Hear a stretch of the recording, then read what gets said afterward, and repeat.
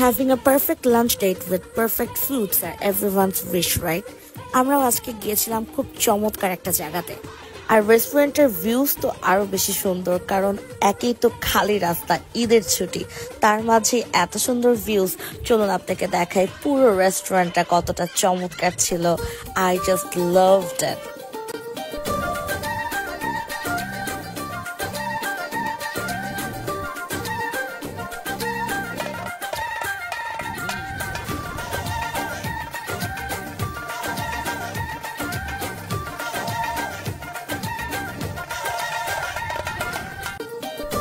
আমার সত্যি নামগুলো একেবারেই মনে নেই, বিকজ অনেক বড় বড় নাম। তবে এটা ছিল লেমন চিকেন টাইপের একটা ফ্লেভার ছিল, আর এটা একটা সেসামি চিকেন ছিল, which was so good and buttery একটা ফ্লেভার ছিল।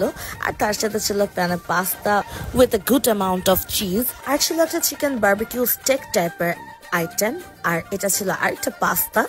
তো ওভারঅল বলবো খাবারগুলো কিন্তু ছিল খুবই মজাদার। আর আমার সব থেকে ফেভারিট ক্রিম অফ মাশরুম। আপনারা যারা আমার ভ্লগস দেখেন আপনারা খুব ভালো মতো জানেন আমি যেখানে যাই আমি এটা ট্রাই করবই।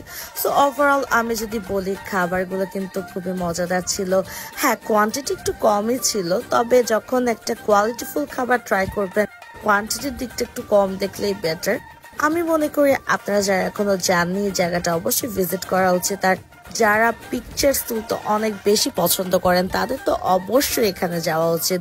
যদিও আমি কিন্তু এতটা পিকচার ফ্রিক না, এত ছবি আমার তোলা হয় না এখন আর, তবে আমি বলবো আমিও আজকে অনেকগুলো পিকচার তুলেছি।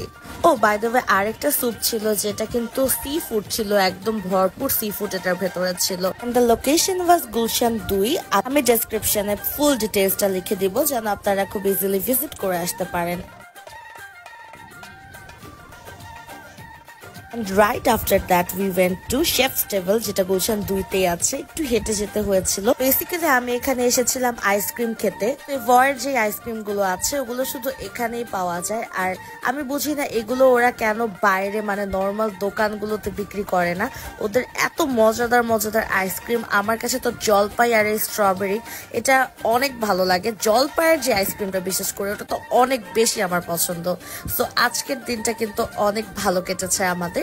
আর আমি সবসময় প্ল্যান করে যেন এভাবে করে ঘোরাঘুরি করা যায়, এনজয় করা যায়, আর আপনাদের সাথে যেন নতুন নতুন রিভিউজ শেয়ার করতে পারি।